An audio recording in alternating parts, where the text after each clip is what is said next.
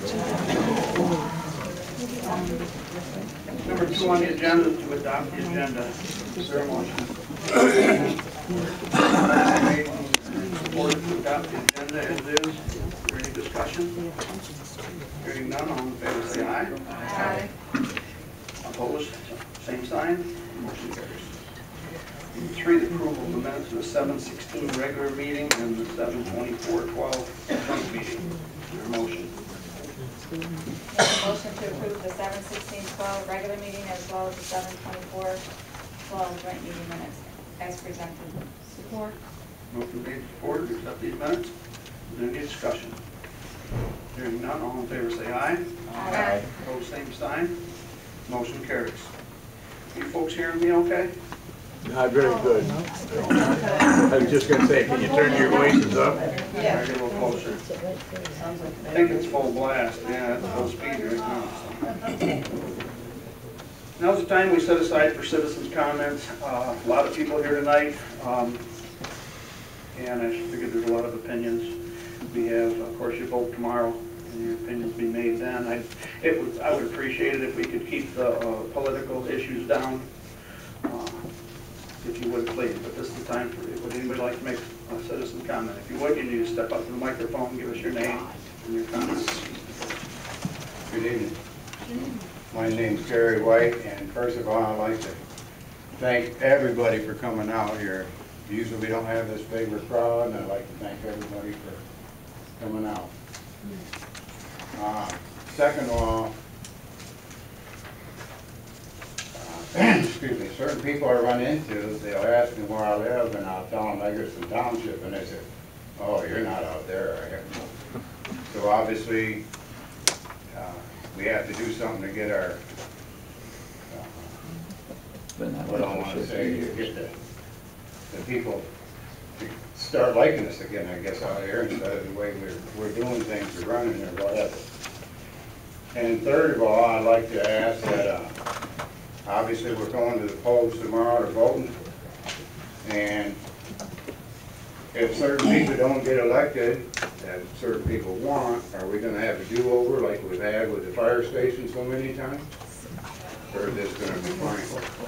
Sit down. We'll follow the law. Thank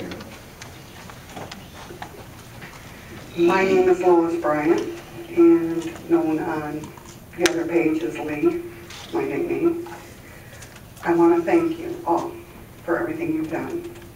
I think over the past, since the fire department mess has started, we as a community have fallen apart, accused, adjused, and everything.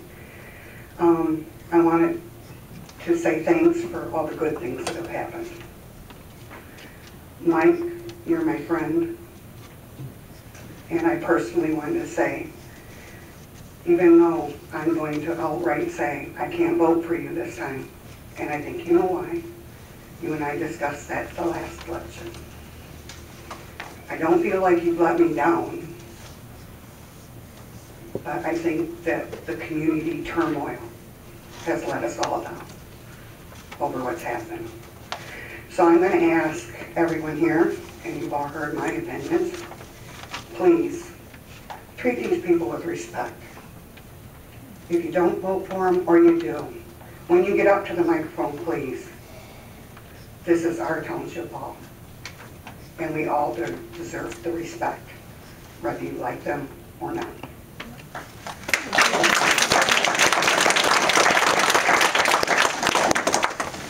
Good evening. My name is Roger Nye. I'm associated with the movement known as Occupy Muskegon.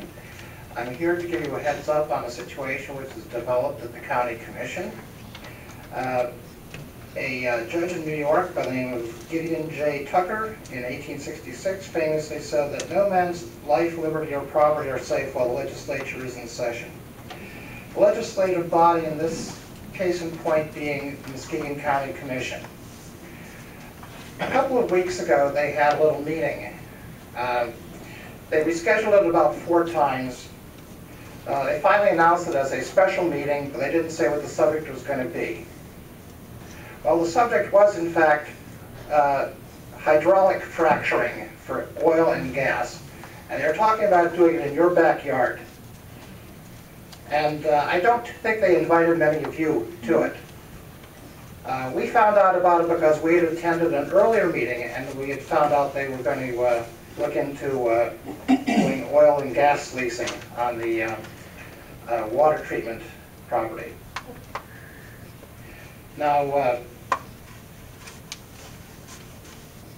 at this meeting, no public comment was permitted. This is a violation of the Michigan Open Meetings Act. In fact, when we wanted to talk about fracking, they called the sheriff to shut us up. Now, this is a year of drought, as you all know. Many of us have had to use irrigation to take care of our gardens or farms. And to do irrigation, you have to have good water. You can't use lighter fluid. In some places where fracking has gone wrong, it's hydraulic fracturing, the water supply has turned into essentially lighter fluid, groundwater. So one single fracking well can contaminate billions of gallons of water. It may not happen while they're actually doing the fracking. It may happen years later from an orphan well when the well casing fails and hydrocarbons get into your water supply. And of course, if you try to sue at that point, probably the company's disappeared. If they're still around, they'll try to claim that it was all due to natural causes. Had nothing to do with their wells, of course. And I'm just giving you this heads up, asking you to be vigilant.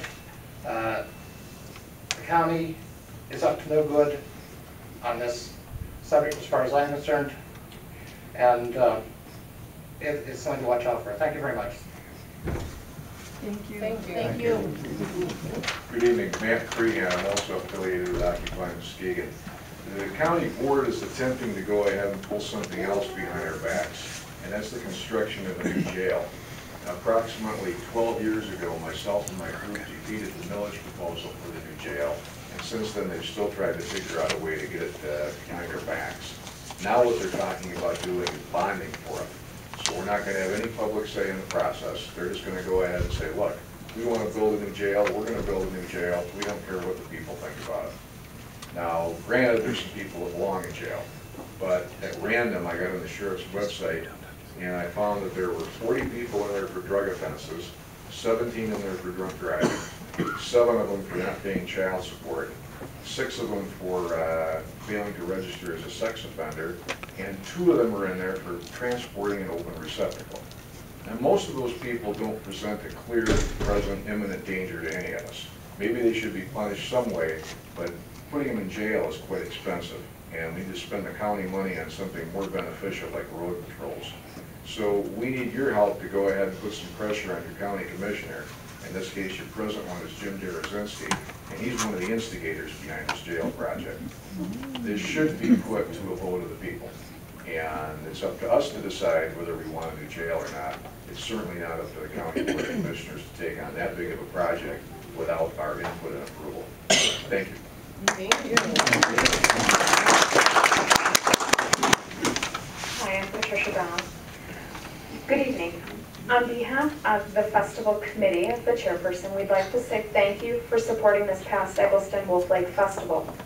The festival was a success, especially with the addition of the 5K, the parade, and the euchre tournament. We would like to thank each and every sponsor and volunteer that stepped up for this event. It could not have been a success without them. We are aware there were a couple people that were smoking under the fire tent, or under the tent. As we spoke with the fire chief, we knew that we couldn't police all of it, but we are aware that there was some, but we did do our due diligence to make sure the signs were posted. And I just want to say thanks for everything from everybody. Thank you.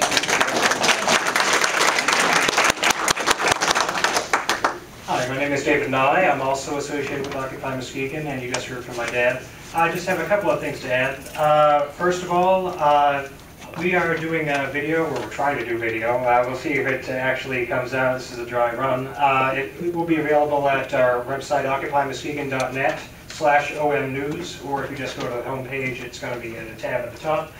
Another thing I wanted to bring up, though, about fracking, there are some resources that you may be interested in. One is foodandwaterwatch.org has put out some publications. One that you may want to take a look at is the case for a ban on gas fracking. It does a pretty good job of outlining the history of the practice across the country. This document is not so much worldwide, but the name is the Case for a Ban on Gas Fracking, and it's at foodandwaterwatch.org. There are a number of others studies available. I would read the executive summary, but we probably don't have time. And also, if people haven't heard of it, just to get a first-hand view of this issue and the impact it's had on local communities across the country, I do recommend a film directed by a fellow by the name of Josh Fox called Gasland. And if you want to see people lighting their tap water on fire out in Pennsylvania, and that was filmed there. I believe that, but there's been issues with this all across the country. Out in Utah, there are some case reports in there of people's livestock just becoming ill and dying off from these wells. And one thing I do want to highlight is it's always a numbers game with things like this. Number one, a certain number of wells are going to be structurally intact, but there's always going to be a certain percentage that fail. And it's also a numbers game in the sense that these structures, and the disruption that is caused by the hydraulic fracturing is permanent. It's a permanent change to the rock strata. And if the casements, the well casings fail decades down the line, you have potentially some ticking time bombs. So it's something to think about, something to educate yourselves about. And keep in mind that this type of hydraulic fracturing was pioneered by Halliburton around the beginning of the first term of George W. Bush. And prior to its being approved, there were maneuvers undertaken to ensure that the EPA and the Clean Water Act would specifically not apply to this practice. It's essentially the EPA has been saying for the past decade that their hands are tied. Thank you very much. Thank you. My name is Roger Roll, and I want to make a comment toward the person that the gentleman here talked about Egelston Township. I don't believe that he knows Egelston Township very well. I mean, if he had lived out here, he'd find out that most of the people in this township are very pleasing and well with this township. So if he's around, I hope he's listening. Hi, my name is Mary Jones, and I just want to say, folks, I really appreciate these gentlemen coming here and informing us, because they say history repeats itself. And many, many years ago, with the sewer thing, we really didn't have a choice either. It was brought in, and then after that, we tried to do some things.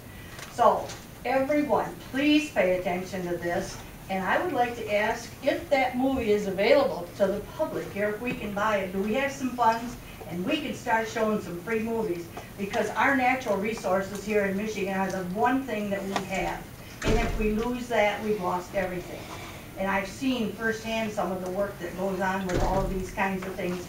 Out west, it was beautiful. And now it's strip mines and a lot of mines for the stuff that's under there. Big, big business. So please, please hear my plea. Be appreciative of what we have, and let's do what we can now that we have been informed. Thank you.